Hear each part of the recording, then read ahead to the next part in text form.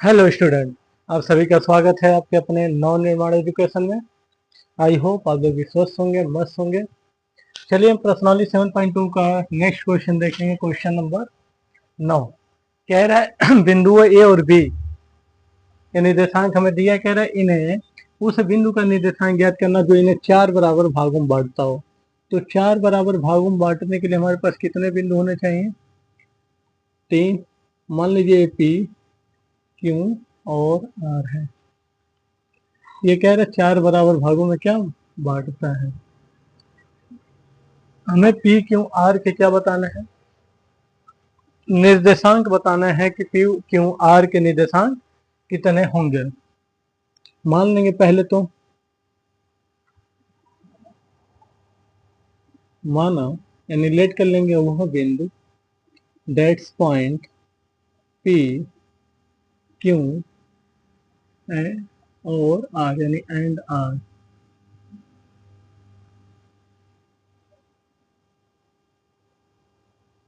वो जो कोऑर्डिनेट वो कोऑर्डिनेट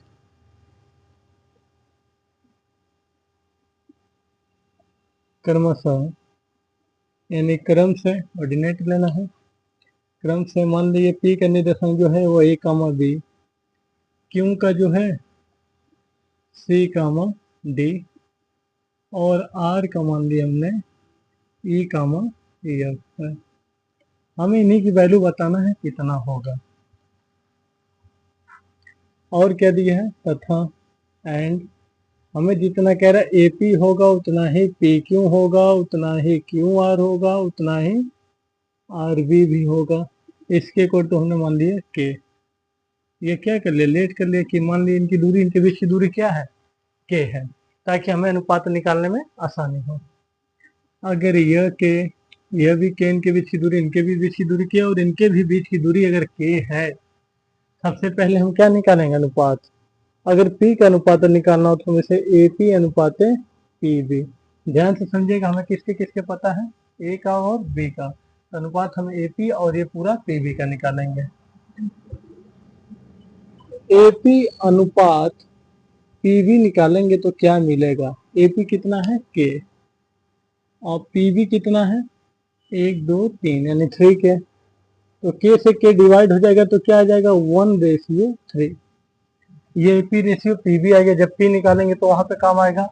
ऐसे ही क्यू का निकालना हो तो हम क्या लिखेंगे? ए क्यू रेशियो क्यू बी। तो यहाँ पे दोनों तरफ 2 के रेशियो 2 के होगा, यानी पूरा डिवाइड हो जाएगा तो 1:1 आएगा।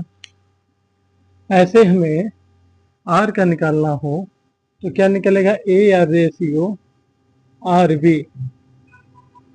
तो A R ratio R B निकालेंगे तो ए आर 3 के है, आर भी कितना है? के है। यह कटेगा तो 3:1 आएगा, यानी हमें सबको मिल गया। अब हम किसका सूत्र लगाएंगे? विभाजन सूत्र।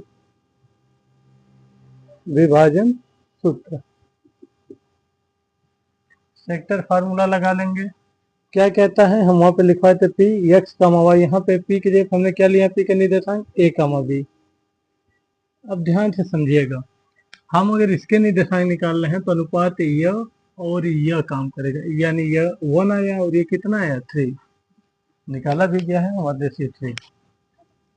m1 x2, अगर m1 हम इसे लेंगे तो x1 y1 इधर होगा और x2 y2 उस साइड। तो m1 1 है तो x2 कितना है? 2 प्लस m2 अगर 3 है तो x1 कितना है? -2 इधर। नीचे m1 प्लस m2 यानी 1 + 3 कामा m1 1 y2 कितना है? 8 प्लस m2 3 तो y1 कितना है? 2 अपॉन 1 + 3। इसको सॉल्व करेंगे तो क्या आएगा? 2 1 जा 2 प्लस 3 2 जा ये -6 हो जाएगा अपॉन 4। ये सॉल्व करने पे आएगा 8 + 6 अपॉन 4। इसको अगर हम डिवाइड कर दें, ये -4 अपॉन 4 होगा तो -1 आएगा और ये 8 से 14 का आधा 7/2 आएगा। इसको डिवाइड कर देंगे तो हमें यहाँ P का निर्देशांक मिल गया कितना? -1 कामा 7/2। अब हमें किसका निकालना है निर्देशांक? अब हमें निकालना है क्यू का।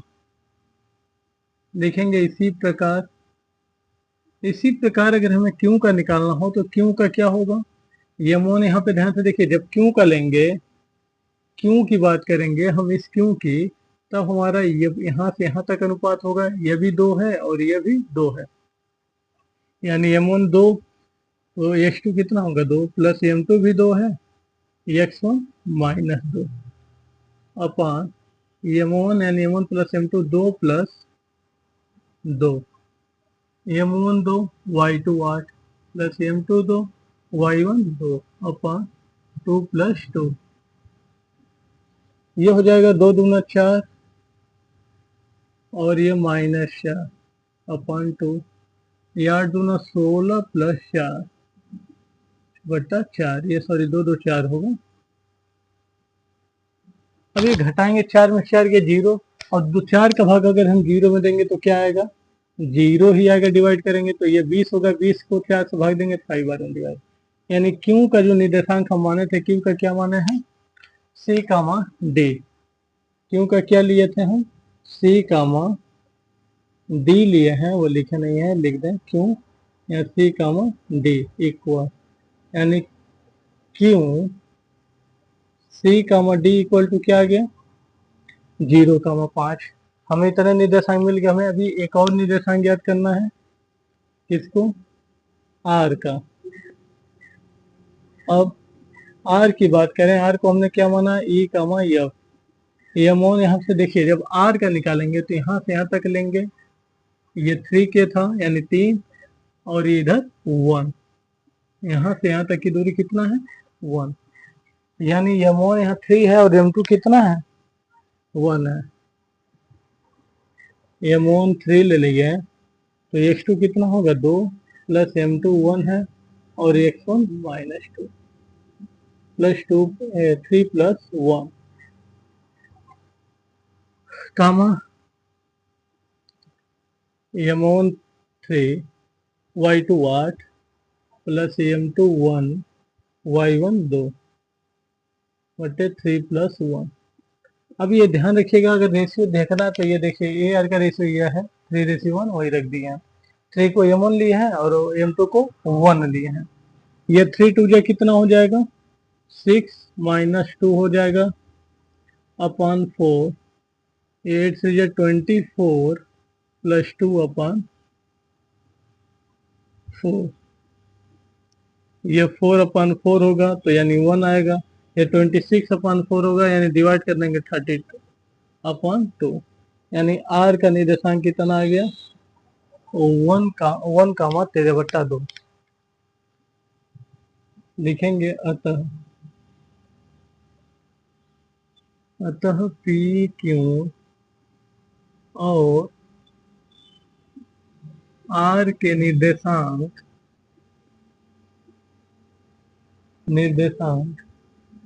क्रमशः जो है लिख देंगे। ए का कितना है? -1 कामा 7/2, दूसरा कितना है? 0,5, तीसरा 1 कामा 13/2, और यहाँ लिखना पड़ेगा और 1 कामा 13/2 है, यानी वो पी क्यू आर का निर्देशांक यही होगा जो ए बी को कितने 4 बराबर भागों में बांटेगा। तो ये याद रखिए, जब ऐसे दे सवाल, सबसे पहले हम बिंदु को मान लेंगे, उसके बाद हम अनुपात निकालेंगे, तब जाके विभाजन सूत्र पे रख देंगे तो हमारा वो आंसर जो चाहिए वो आ जाएगा।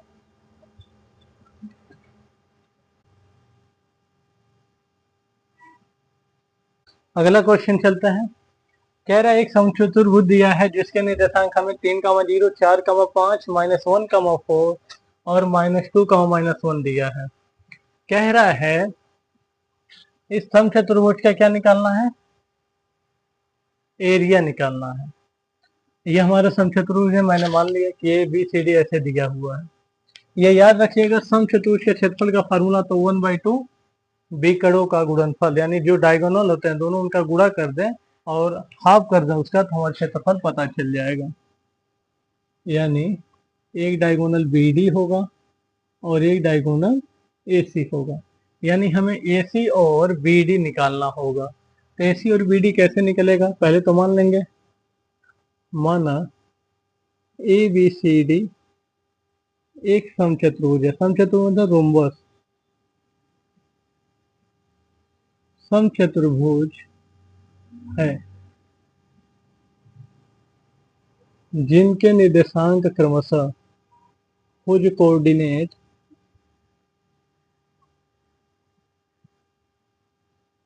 3, 0, 4, 5, -1, 4 और -2, 1 है। सबसे पहले हम डायगोनल की लंबाई निकाल लेंगे, यानी विकर्ण। विकर्ण निकालने के लिए हम क्या करेंगे, दूरी सूत्र से, यानी डिस्टेंस फार्मूला लगाएंगे। दूरी सूत्र होता क्या है, बताया गया था, d इक्वल टू होता है x2 माइनस x1 का होल स्क्वायर, जो पहले फार्मूले में पहले चैप्टर में ही लगवाया गया ये फार्मूला। ये d इक्वल टू होता है। तो सबसे पहले हम d की जगह क्या निकाल लेंगे, AC। AC की जब बात करेंगे तो अगर x1 हम इसे लेंगे, y1 इसे लेंगे, तो x2 y2 यह होगा। तो यह हो जाएगा -1 -3 का होल स्क्वायर प्लस y2 की बात करें तो y2 हमारा क्या है, 4 -0 का होल स्क्वायर। इसको सॉल्व करेंगे तो ये क्या होगा, -4 का होल स्क्वायर प्लस 4 का होल स्क्वायर, यानी आएगा 16 + 16 यानी 16 + 16, यानी अगर हम सॉल्व करें तो 32 आएगा। बाहर निकालें तो 4√2 आएगा। मात्रक दूरी है तो यहाँ पे वो यूनिट दिया नहीं है। ऐसे ही हम क्या निकाल लेंगे, BD की बात करें इसी फार्मूले पे,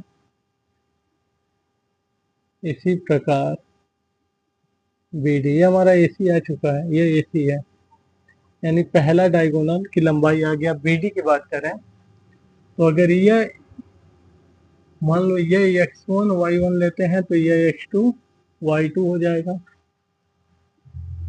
तो x2 की जगह पर अगर -2 है तो y2 y1 के x1 की जगह पे क्या हो जाएगा, 4, यानी -4 का होल स्क्वायर प्लस y2 -1 है, -5 का होल स्क्वायर। ये सॉल्व करेंगे तो ये -6 का होल स्क्वायर प्लस -6 का होल स्क्वायर। इसको सॉल्व करने पे आएगा 36 + 36, क्योंकि किसी का भी होल स्क्वायर क्या आता है, प्लस में, यानी अंडर रूट कितना आएगा, 72। यानी यहाँ से अगर हम BD बाहर निकालें, यहाँ से अगर हम BD बाहर निकालें तो क्या आएगा,